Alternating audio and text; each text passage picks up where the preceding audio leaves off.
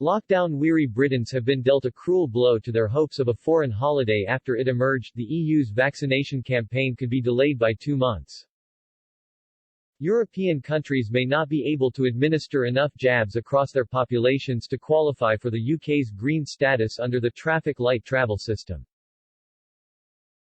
Analysts pointed to Bloc's huge reliance on the one-shot Johnson & Johnson jab to make up for lost time in its snail-paced rollout. But deliveries of the U.S. vaccination have been paused over fears it can cause blood clots. New research by data firm Airfinity showed the EU wasn't expected to achieve herd immunity through vaccinations until December 8. Brussels had announced plans to have 70% of its adult population vaccinated by the end of summer, September 21.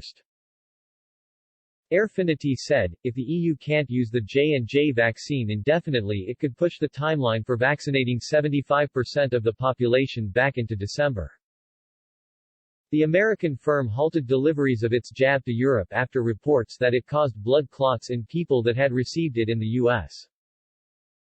Experts at EU health regulator the EMA are investigating the incidents and are expected to issue a recommendation on the jab's use next week. Brussels was expecting 55 million doses of the J&J vaccine to be delivered to member states this quarter. Any hold-ups to the bloc's vaccination drive could see its countries left off of Britain's green list when international travel is allowed to resume on May 17. Malta and Portugal were expected to be the first EU states included on the list when the holiday ban is dropped next month.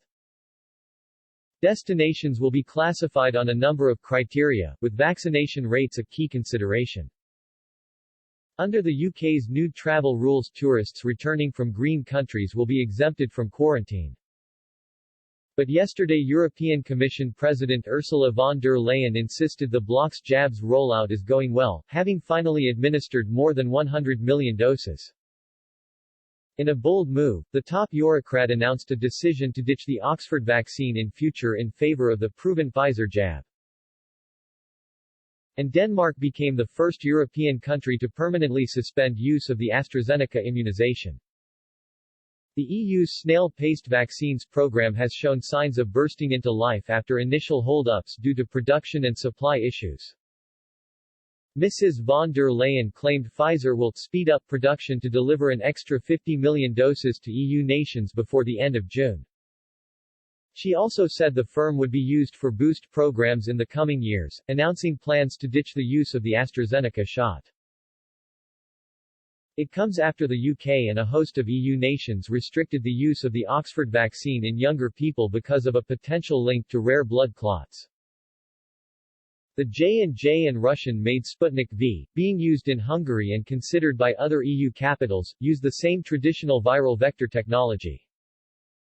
Mrs. von der Leyen insisted she would look to jabs made with the mRNA method, like Pfizer and Moderna, in future.